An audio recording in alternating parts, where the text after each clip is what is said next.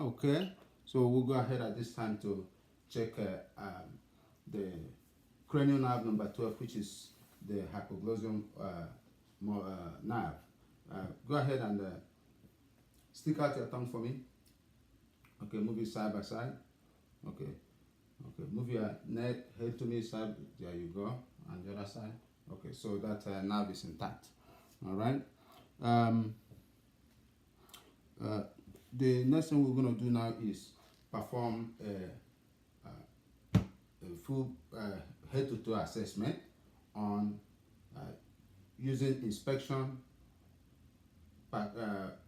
palpation, percussion, and auscultation until we get to your abdomen, where we'll do the auscultation before the rest. Okay, so before I do that, I'm going to go ahead and do my fundoscopic examination. If you can please look straight up here. I'm going to look at the back of your eyes to see if I can get this to. Okay. I'm going to go ahead and dim the light a little bit. Okay. Look straight for me, please. Yeah, this is an examination of the inside of your eye, the back of your eye. We're looking for the retina, the optic disc, the optic to cup ratio, and make sure there are no macular degeneration and fovea. Okay, so we'll go ahead and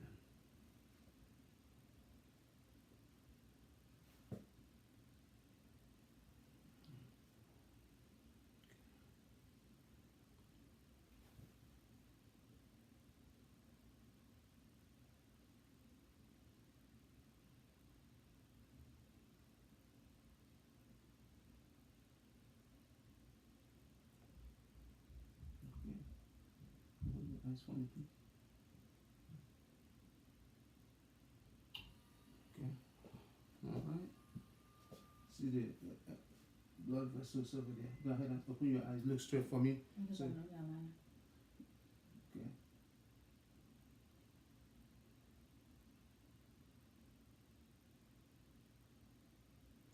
Okay. All right. So the blood vessels there are intact. Don't see any broken blood vessels. It looks good over there. The other thing we're going to do is start looking at you from head to toe now. I'm going to go ahead and touch you. Is that okay for you? Yes. All right. Okay. Thank you very much.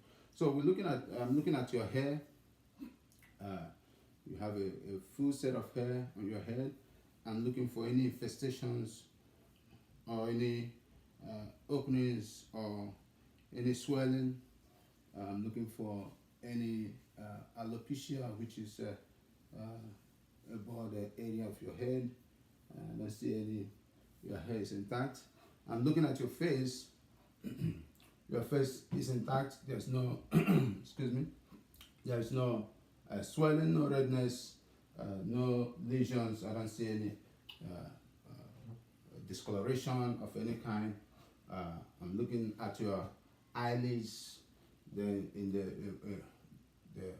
their place, your eyes are symmetrical and well situated in the socket.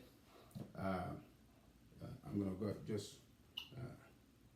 look into your sclera. No problem. Your conjunctivitis is good. No problem, no redness, no swelling, no discharges. Okay, I'll check for your nose for patency. Okay, I'm gonna occlude one and ask you to breathe in, okay, and out, and this side, breathe in and out. Okay, I can take my flashlight and just look into the nose. Okay, I don't see any swelling, no redness, no polyps. You have any pain over there? Okay, all right. So I'm gonna go ahead and we've looked at your mouth, but just looking at your lips, everything is good. It's not dry. If you stick out your tongue once again for me, okay, it's nice and pink. there's no evidence. Go ahead and close your mouth. There's no evidence of pernicious anemia. There's no evidence of dehydration. Okay, at this time I'm going to go ahead and check your ears. I'm going to just looking at it and touching it. Do you any pain or tenderness? No. Okay, looking at the tragus, no problem.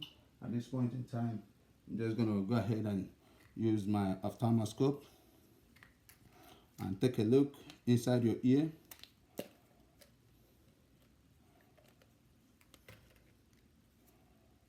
Yeah, I've never had problems with my ears. Okay. Okay.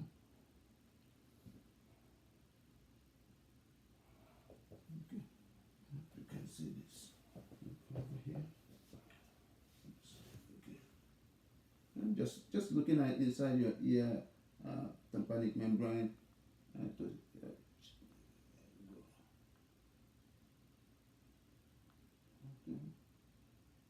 It's nice, poly gray and shining. There's no discoloration, no swelling. All right, good. And we do the same thing on the other side. And as I'm doing this, I'm holding the tip of this thing so it doesn't stick into your ear. Just this side. Do you any swell, any tenderness, any pain? No. Okay, so looking at the same, looking at your tympanic membrane. Okay, it's nice. Okay, beautiful. No problem. No swelling. No discharges. No pain. So your ear is in good condition. So at this moment, we'll go ahead and palpate your lymph nodes. Okay, I'm going to start from the pre-auricular. Okay, do you have any pain or tenderness? No. Okay, to the post-auricular. Any pain? No Just pain. let me know if there's any pain. Then over here to the mastoid. No pain. All right, to the submandibular and the submental. Then we go back over here to the post-cervical. No pain. Okay, and check the post-cervical chain. It's okay. That's good. Okay. So at this point in time, I'm going to go ahead and check your thyroid. If you just move your neck up for me. There you go. No problem. Okay. That's good. Can you take a sip of water so I can evaluate, assess for your swallowing? Okay. Any difficulty swallowing? No. Okay. Thank you very much. All right. So at this point in time, we're going to go ahead and assess for your posterior and anterior thorax. We're going to check, listen to your lung sounds posteriorly, and after that we do the anterior aspect, and then listen to your heart. Okay. Before I go over there, I'm gonna perform a hearing test for you using the Riney and Weber test. Unfortunately, I don't have the tuning fork here, but in testing for Riney test, what I will do is I will strike the tuning fork, and I'll put it right here by your mastoid process. That's a bone conduction. At the time you stop hearing that sound, I will move it to your ear for you to tell me if you are hearing the air conduction part of it. So in a normal patient like you, I would anticipate that the air conduction will be greater than the bone conduction. Okay, and we'll do that on the other side too. We also conduct a Weber test, whereby I will strike the tuning fork, I put it on top of your forehead, and see if you can hear on both sides of your ear. And that is also a sensorineural conduction for hearing. Okay, since I don't have the tuning fork here. That is why I'm verbalizing what I would do. Okay. Okay. That is that. I'll go ahead at this point in time and check your.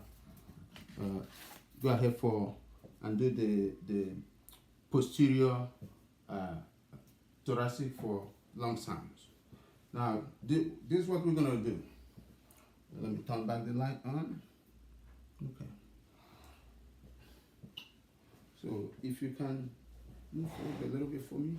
Okay. Thank you very much. If you can just bend down. Okay. There you go.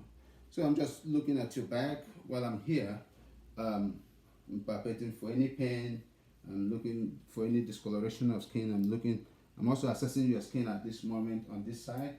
I don't see any papules, no lesions, no.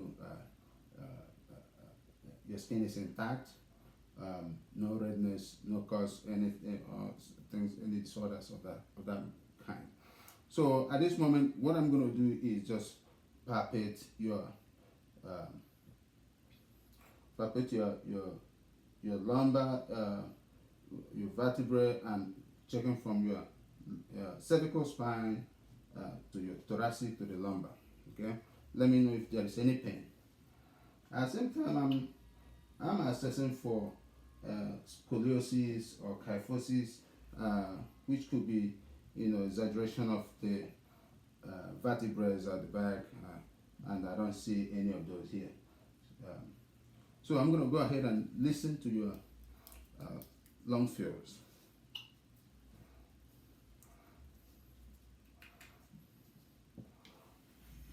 Just give me a minute.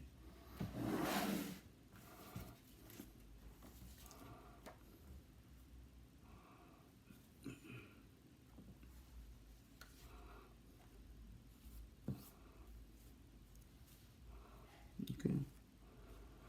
So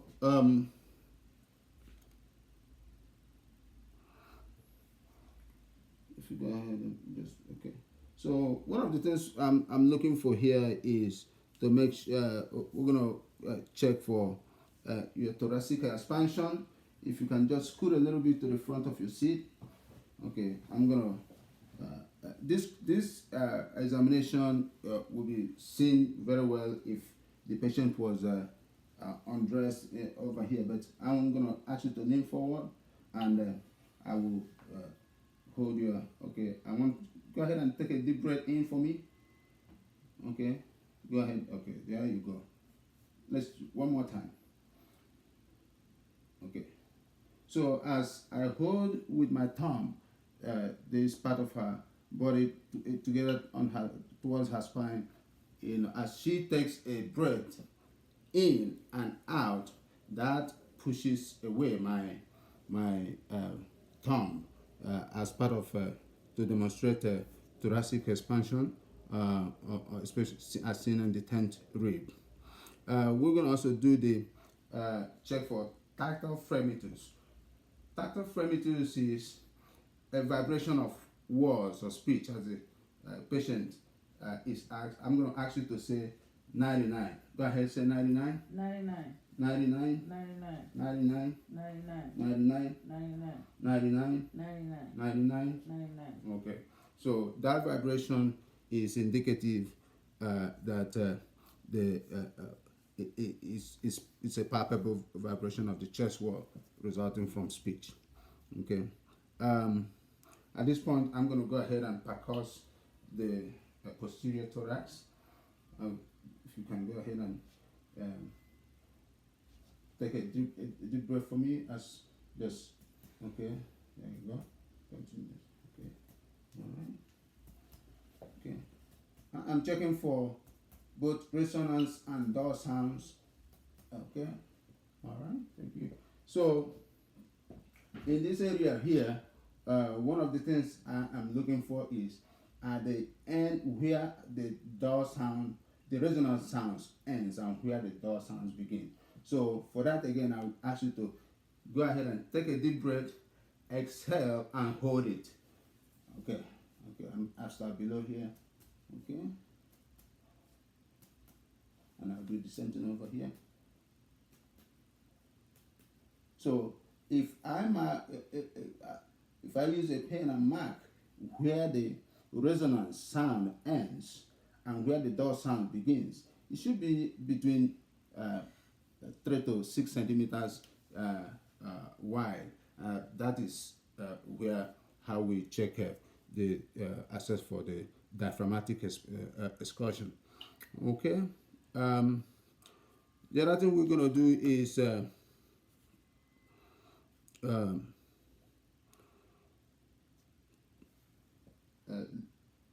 listen again to the long sounds and all the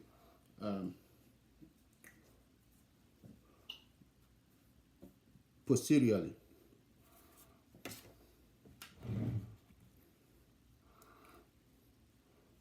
So as I put the stethoscope, the diaphragm of my stethoscope on your back, I want you to take a deep breath in and out, and I will auscultate at least 8 areas to listen to your lungs. And that's, I'm going to start from the apex of the posterior aspect of your lungs.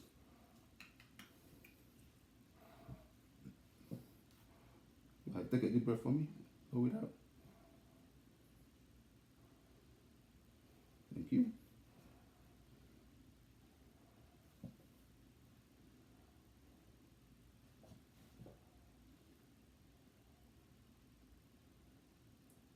Breathe in for me, in and out.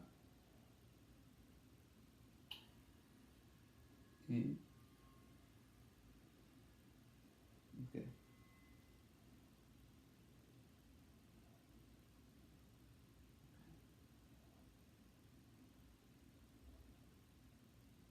Okay.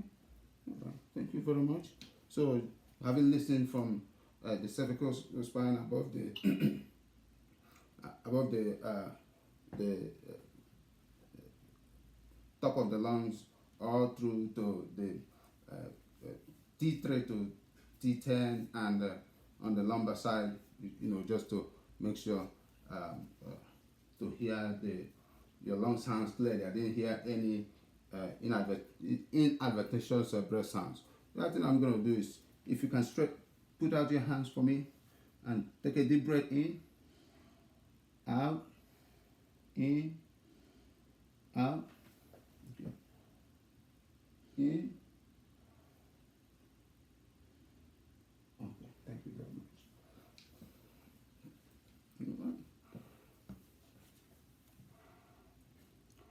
So we're gonna do the anterior aspect of your thorax, listening for heart sounds. So here, what we want to listen to particular landmarks, going from your sternal notch, listening, identifying the landmarks from the second intercostal space, where the aorta on the right sternal border to your to the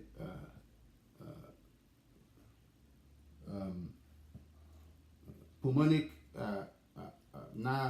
pulmonic valve on the left side, upper sternal border.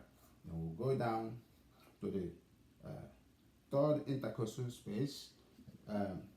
Listen to the air point. So starting from here, I'll check from the sternal notch. I'll go down and okay, get the second intercostal space, okay, on the right sternal border. Then I'll go over to the left pulmonic second intercostal space. As I listen,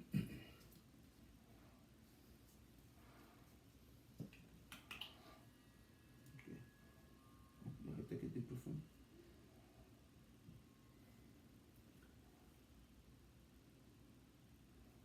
Okay, going from the sternal notch to the second intercostal space.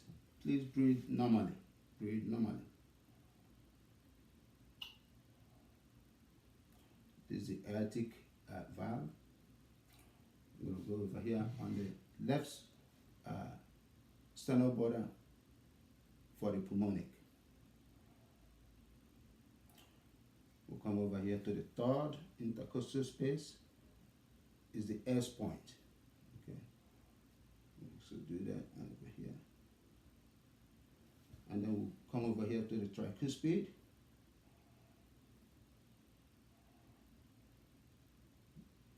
Okay.